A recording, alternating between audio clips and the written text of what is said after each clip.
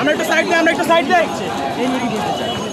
দেই, বললাম যে আপনার এই রাস্তাঘাট বন্ধ করে করলে তো আমাদেরই দুর্ভোগ জনগণ। আমরা তো এই এরিয়া থেকে আসি না, আমরা তো বাংলাদেশের মানুষ, তাই না? তারা আমাদের সন্তান, কিন্তু আমাদের সবাই তো বুঝতে হবে, তাই না? তাদের তো বুঝতে হবে যে রাস্তাঘাট বন্ধ করে করলে আমাদেরই ক্ষতি, তাই না? ধন্যবাদ।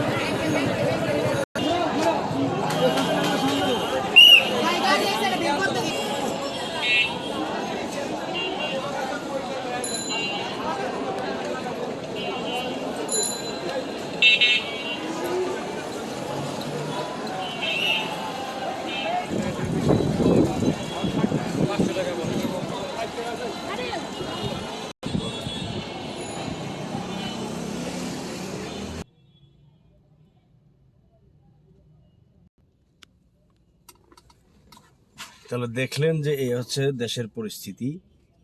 একটা স্টুডেন্ট মারা গেছে